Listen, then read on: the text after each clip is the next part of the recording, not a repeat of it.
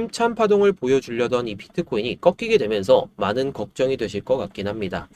자, 저도 걱정은 되지만 쫄 필요가 없다라고 생각은 들어요. 왜냐? 비트코인이 결국 올라갈 수 있는 명분들이 딱 있기 때문에. 그런 것들은 제가 항상 좀 말씀은 드리지만 내용이 좀 길어질 것 같아서 제가 나중에 한번 좀 더 심도 있게 말씀을 드려보도록 할게요.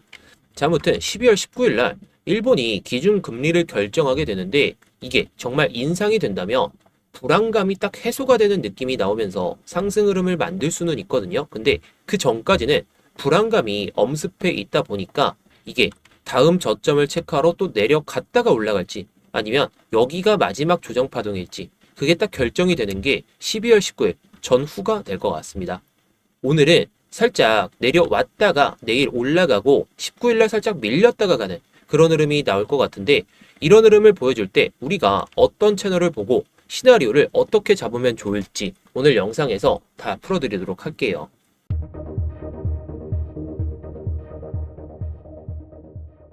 네, 안녕하세요. 10년차 코인 트레이더 이무혁입니다. 자, 현재 시간 12월 17일 오후 4시 8분을 지나고 있네요. 자, 제가 어제 영상을 좀 못 올려드렸는데 감기가 좀 많이 심해서 그랬어요. 감기 다들 조심하시기 바라겠고, 자, 뭐 감기가 심하든지 간에 매매는 할 수가 있잖아요. 저도 그저께 매매하고 어저께도 잠깐 매매했었는데 제가 항상 말씀드리죠. 무리하게 뭐 매매해서 좋을 건 없기 때문에 제가 항상 말씀드리듯이 쉴 때는 쉬고 수익 낼 때는 수익 내고 매매를 적극적으로 할 때는 적극적으로 하고 이걸 반복하면 됩니다. 제가 10년 동안 코인 시장에서 살아남았던 게 다 이것 때문이죠. 자, 그래서 제가 영상을 통해서 10년 동안의 노하우들을 계속해서 풀어드릴 테니까 저는 이 값을 여러분들께 좋아요 하나로만 받겠습니다. 자, 본격적인 영상 시청 전에 좋아요 한 번씩 눌러주시고요. 뭐 이따가 영상이 도움이 안 되셨다면 그때 취소해도 좋으니까 지금 바로 눌러주시면 감사하겠습니다. 자, 일단 제가 지난번 영상 15일날 올려드렸던 영상을 보게 되면은 일본이 기준금리를 19일날 결정하니까 그 전까지 올렸다가 뺄지 내렸다가 올릴지 이게 딱 결정되는 게 12월 3주차라고 말씀을 드렸죠. 자, 결국 지금 흐름은 내렸다가 올리려는 그런 상황.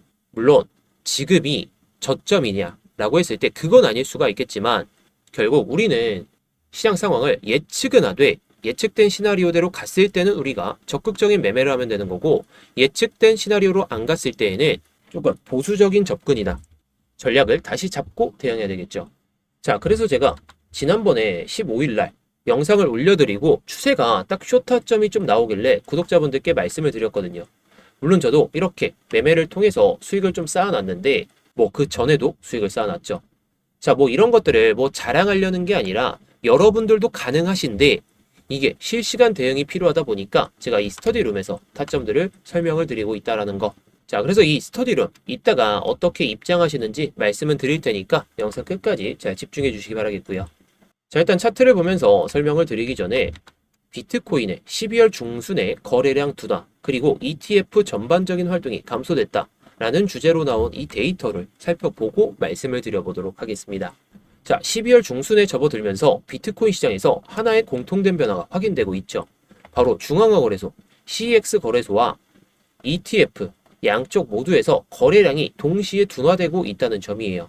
이는 단순히 특정 시장 참여자들의 움직임이 아니라 개인 투자자 그리고 기관 투자자 모두가 관망 모드로 전환됐다. 이렇게 볼 수가 있다는 거죠. 자, 먼저 중앙화 거래소부터 살펴볼까요? 12월 중순 기준으로 비트코인이 중앙화 거래소의 총 거래량, 현물 거래량은 약 1910억 달러.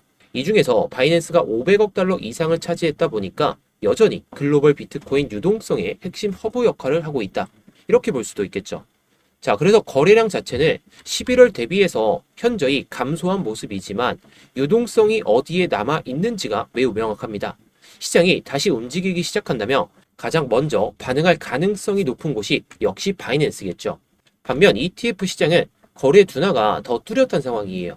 12월 중순 기준으로 비트코인 현물 ETF 거래량은 390억 달러. 11월 초반에 관측됐던 이 활발한 움직임과 비교하며 명확한 감소세를 보여주고 있다는 것. ETF는 구조적으로 개인들이 아니라 기관 투자자 중심의 자금 흐름을 반영하거든요. 즉, ETF 거래량 감소는 기관 투자자들이 공격적인 신규 포지션을 잠시 멈추고 기존 포지션을 유지한 채 시장을 지켜보고 있다. 이런 의미로 해석을 해볼 수가 있다는 거겠죠. 자, 이 변화는 11월 상반기와 비교하며 더욱 명확해집니다. 11월 당시에는 중앙화 거래소 거래량이 2,630억 달러, ETF 거래량도 500억 달러. 이는 당시 시장이 금리 인하 기대, 그리고 위험 자산 선호 회복, 그리고 가격 상승 기대가 맞물리다 보니까 강한 모멘텀 국면에 있었음을 보여주는 전형적인 거래량 패턴이었다는 거죠. 그렇다면 지금 거래량 감소는 무엇을 의미할까요? 중요한 점은 이 흐름을 시장의 구조적 붕괴나 약세 전환으로 해석할 필요가 없다는 뜻이에요. 현재 거래량 둔화는 과열 국면 이후에 나타나는 속도 조절, 즉 강한 랠리 이후에 시장이 숨을 고르는 이 구간에 가깝다라는 거죠. 신규 자금이 공격적으로 들어오기보다는 기존 참여자들이 이 가격 레벨을 확인하면서 다음 방향성을 기다리는 단계. 제가 그래서 12월 19일 날 일본이 기준금리를 결정하게 되며 방향성이 잡힐 것이기 때문에 이걸 우리가 좀 생각해 볼 필요가 있다. 이렇게 계속 말씀을 드리는 거죠. 자, 이런 국면에서 가격적인 측면 중요하겠죠. 근데 거래량이 먼저 방향을 제시할 겁니다. 특히 주목해야 될 지점은 다시 한번 바이낸스 거래량의 변화입니다. 과거 사례를 보며 시장 모멘텀이 재점화될 때 가장 먼저 살아났던 곳이 항상 바이낸스였고 ETF보다 빠르고 온체인 지표보다 더 민감하게 단기 수급 변화를 반영하는 선행 지표 역할을 해왔기 때문에 다른 거래소들, 거래량이 활발한 이런 거래소들보다 일단은 바이낸스 위주로 현물 거래량을 살펴보시는 게 좋지 않을까 싶습니다. 자, 물론 이런 데이터들은 제가 영상을 통해서 항상 말씀을 드리죠. 여러분들이 이걸 직접 찾아보실 필요도 없고 어떻게 분석하는지 이런 것들도 찾아보실 필요가 없어요. 제 영상만 꾸준하게 잘 챙겨보시면 되는 거니까 제 영상 꾸준하게 챙겨보시기 위해서 구독 한번 눌러주시면 감사하겠습니다. 자, 일단 제가 이 패러렐 채널 그어놓고 여러분들께 설명을 드리고 있는데 상승 패러렐의 기준은 해당 저점과 다음 저점 그리고 여기까지 이어지는 저점에서 평행하게 위로 그어놨을 때 이게 상승 패러렐 중심값이고 위에 이 값이 1값이거든요. 이걸 평행하게 밑으로 보면 이게 마이너스 1, 이게 플러스 2값이 됩니다. 자, 지금 상황에서 볼까요? 지금 패러렐 채널 플러스 0.5값과 0값 이 사이에서 유지가 되고 있죠. 제가 그래서 항상 말씀드렸듯이 이 이상으로 올라오는 종가가 마감을 하는데 주봉 상황에서도 마감을 해야 장기적인 상승 추세를 만들 수 있다. 계속 강조를 드렸어요. 근데 이게 장기적인 관점이다 보니까 단기적인 매매를 할 때에는 단기적인 선을 긋고 바라봐야 되기 때문에 제가 이렇게 선을 하나 다시 긋고 말씀을 드려보도록 하겠습니다. 자, 일단 기준이 되는 선은 해당 저점과 해당 저점이거든요. 해당 저점과 해당 저점을 연결한 선이 상승 패러렐 기준값이니까 0값이겠죠. 그리고 여기 고점에다가 그은 값이 플러스 1값. 그럼 여기가 플러스 2고 여기가 마이너스 1이겠죠. 물론 점선이 있는 곳은 마이너스 0.5, 위에 점선은 0.5. 이렇게 보시면 되겠는데 하락 패러렐은 10월 최고점이 아니라 다음 고점과 다음 고점을 기준으로 삼고 말씀을 드리는 겁니다. 자, 그래서 지금 보시면 12월 초에 한번 건드렸다가 여기서 뚫어내면서 상승 추세를 잡나 했지만 한 번 더 밀리면서 이 상승 패러렐 여기서 지지를 받다가 이탈되면서 끝났거든요. 일단 이 상황에서 말이죠. 자, 물론 전체적인 상황에서 끝난 건 아니에요. 장기 채널이 있기 때문에. 근데 단기적으로 봤을 때는 우리가 이 저점과 이 저점을 연결한 이 상승 패러렐 밑에서 유지가 되고 있기 때문에 조금 더 안정적인 투자를 하실 분들은 이 이상으로 올라오는 종가를 딱 보고 매매하자. 이렇게 보시면 될 것 같습니다. 자, 제가 항상 4시간봉 기준으로 설명은 드렸지만 지금 일봉 기준으로 좀 명확해졌을 때 들어가야 우리가 좀 시세를 좀 낼 수 있다 보니까 일봉 기준으로 오늘은 한번 말씀을 드려볼까 합니다. 자, 아까 말씀드렸듯이 단기 패러렐 중심값이 이 노란색 선이거든요. 이 노란색 선 위로 마감할 때 그때 들어가자는 소리예요. 자, 어떻게 되냐? 자, 예를 들어 이런 양봉이 터졌을 때 딱 들어가자는 소리거든요. 물론 여기서 종가 마감하는 걸 보고 꼬리를 달고 밑에서 마감한다며 다음 봉에서 양봉이 딱 나왔을 때 그때 들어가도 늦지가 않다. 자, 결국에 우리가 좀 생각해야 될 건 이 상승 가닥을 잡으려면 상승 패러렐 위에까지 올라와야 된다는 거예요. 지금 여기서 이탈되기 시작하면서 이전에 저점 라인대를 한번 이탈시키고 최저점까지는 아직 안 오긴 했지만 여기서 만약에 양봉으로 딱 마감한다? 그때부터는 상승 추세를 다시 한번 잡지 않을까? 저는 이렇게 보고 있습니다. 물론 여기서 다시 내려갔다가 또 밀릴 수는 있긴 하지만 지금 이 상승 패럴에 지지받다가 다시 들어올린다면 명확한 지지 라인을 형성할 수가 있다 보니까 제가 이렇게 말씀을 드리는 거죠. 자, 그래서 이럴 때 종가가 어디서 마감하든지 간에 여기서 마감하면 안 되겠죠. 이렇게 마감하고 뭐 더 올라갈 수도 있고 내려갈 수도 있고, 근데 이때 이걸 한번 넘고 마감을 하더라도 한번 눌렸다 가게 돼요. 그래서 제가 이럴 때 예상되는 진입가를 89K 이 가격으로 말씀을 드리는 거죠. 물론 이게 종가가 어디서 마감하는지에 따라서 예상되는 진입가가 조금 달라질 수는 있습니다. 물론 1차 TP 값도 91.3K를 말씀은 드렸지만 조금 더 올라갈 수도 있고요. 물론 내려갈 수도 있는데 이런 것들은 결국 실시간 대응이 필요하다 보니까 제가 이렇게 구독자분들이 계신 스터디룸에서 타점을 잡아드리고 수익을 좀 챙겨드리고 있죠. 자, 제가 말씀드리는 타점들이 뭐 100% 다 맞는 타점이다, 이렇게 말씀을 드리기는 좀 어렵지만 지금 최근의 결과로서 봤을 때는 다 수익으로 좀 빠져나오고 있고 다 결과로 보여드리고 있다라는 거.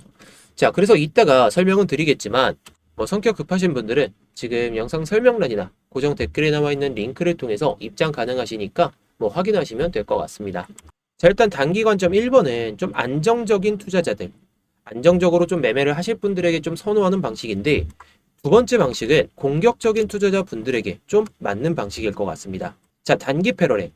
이게 아까 0값이라고 말씀을 드렸죠. 근데 0.5값. 만약에 여기까지 내려온다면 우리가 매수할 만한 근거가 딱 있습니다.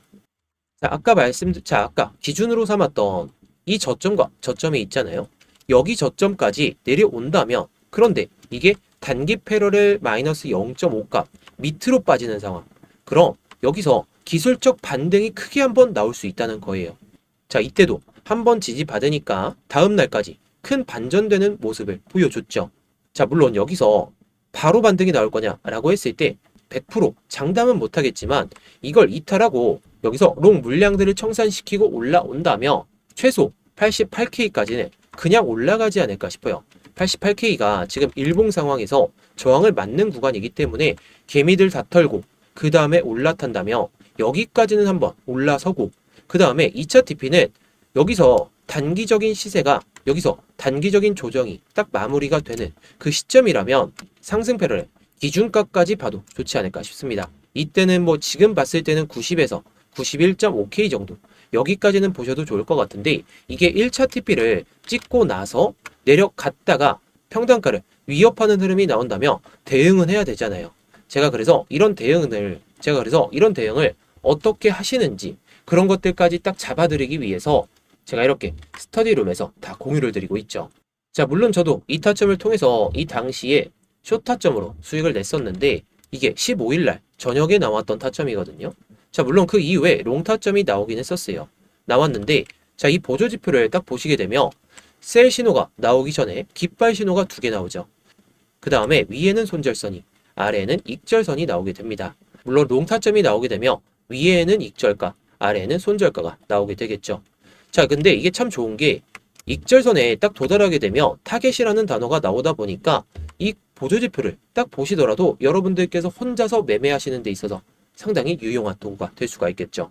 자, 게다가 이 신호가 바로 뜨는 게 아니라 깃발 신호가 나오고 얼마 되지 않은 시간에 좀 나오기 때문에 여러분들이 뭐 계속해서 차트를 보실 필요 없이 깃발 신호가 나오게 되면 그때부터 좀 신호가 나오다, 그런 걸 좀 확인하시면 된다는 거고.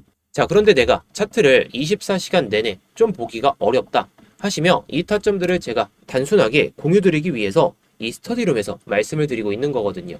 자, 그럼 이 보조지표도 공유를 드리고 있는데 어떻게 공유를 받는지, 그리고 스터디룸은 또 어떻게 입장하는지 바로 한번 말씀을 드려보도록 하겠습니다. 자, 지금 영상 설명란이나 고정 댓글을 보시면 링크가 하나 딱 보이실 거거든요. 이 링크를 클릭하시게 되면 이 구글 폼이 딱 나오게 되거든요.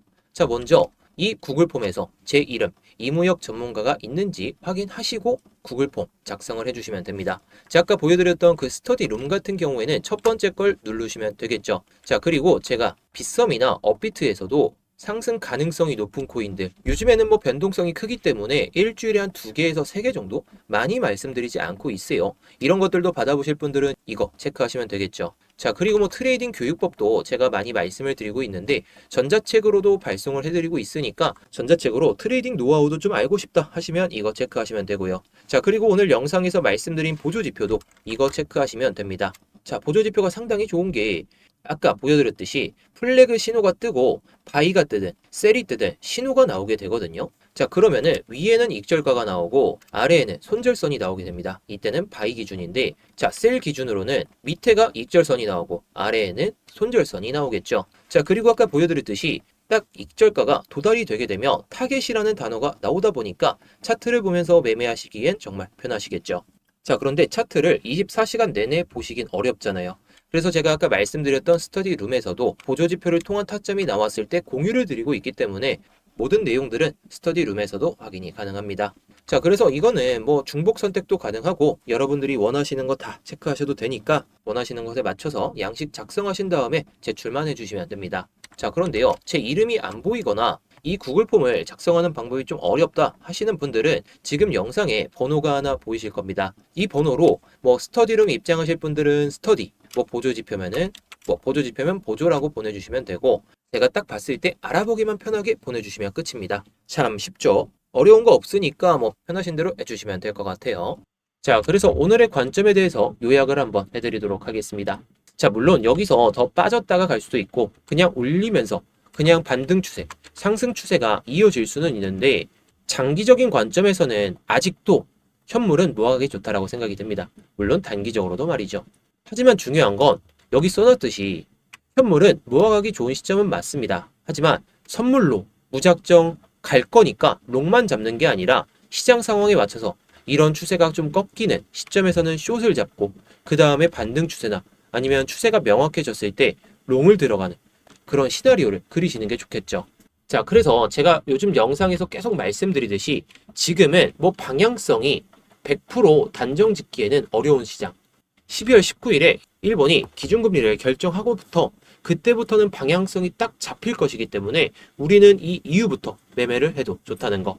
물론 아까 말씀드렸던 그 단기적인 관점, 그 관점들로 19일 전까지 타점이 나온다면 매매를 하셔도 좋겠지만 내가 정말 안정적으로 투자를 하고 싶다. 그러시면 12월 19일 그 이후부터 매매를 하시는 게 좋지 않을까 싶고요.